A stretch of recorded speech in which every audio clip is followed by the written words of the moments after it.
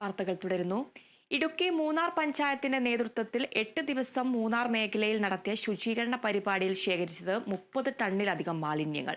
സംസ്ഥാന സർക്കാർ നടപ്പാക്കുന്ന സമ്പൂർണ്ണ മാലിന്യമുക്തം നവകേരളം ക്യാമ്പയിന്റെ ഭാഗമായാണ് മൂന്നാർ പഞ്ചായത്തിൽ സീറോ വേസ്റ്റ് മെഗാ ശുചീകരണ പരിപാടി ആരംഭിച്ചത്. സംസ്ഥാന സർക്കാരിന്റെ മാലിന്യമുക്തം നവകേരളം പരിപാടിയുടെ ഭാഗമായിട്ടായിരുന്നു മൂന്നാർ പഞ്ചായത്തും zero waste mega cleanup drive campaign ഏറ്റെടുത്തത്.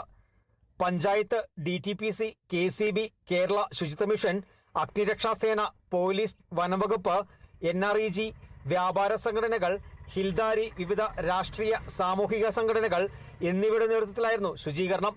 പ്രദേശത്തെ 16 ക്ലസ്റ്ററുകളായി തിരിച്ചായിരുന്നു പ്രവർത്തനം. 8 ദിവസത്തിലധികമായി നടന്ന ശുചീകരണ പ്രവർത്തനത്തിൽ 30 ടണ്ണിലധികം മാലിന്യങ്ങൾ ശേഖരിച്ചു.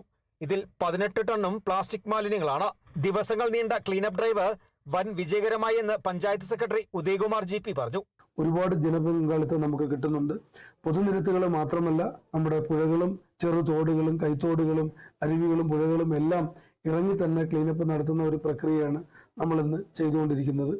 ഇന്നും മെഗാ ക്ലീനപ്പ് 8ാം ദിവസം പിന്നിട്ടിരിക്കുകയാണ്. ഇന്ന് ടൗണിന്റെ വിവിധ ഭാഗങ്ങളിലും ഇന്നലെ ബാക്കി വെച്ചിരുന്ന 9, 10 വാർഡുകളിലെ എത്തിപ്പെടാൻ കഴിയാത്ത മേഖലകളിലേക്ക് ശുചീകരണ തൊഴിലാളികളെ കൊണ്ട് ഇറങ്ങി ക്ലീനപ്പ് ചെയ്യുന്ന ഈ പരിപാടിയാണ് നടക്കുന്നത്.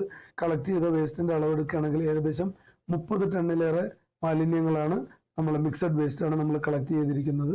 ഹെഡ് വക്സ് ജലാശയം, പഴയ Munnar, Mattupetty road, flower garden, bypass, Devikulam road, silent valley road തുടങ്ങിയ പ്രദേശങ്ങളിലാണ് പ്രധാനമായും ശുചീകരണം നടന്നത്. ഓരോയിടത്തും ജൈവ അജൈവ മാലിന്യങ്ങൾ തരംതിരിച്ചാണ് ശേഖരിച്ചത്. ശേഖരിക്കുന്ന മാലിന്യം നല്ലതണ്ണി കല്ലാറുള്ള സംസ്കരണ കേന്ദ്രത്തിലെത്തിക്കും. ഇതിനുശേഷം ജൈവമാലിന്യത്തെ വളമാക്കി മാറ്റും.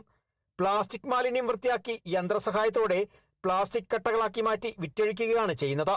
ഇതിലൂടെ പഞ്ചായത്ത് മികച്ച വരുമാനവും നേടുന്നുണ്ട്.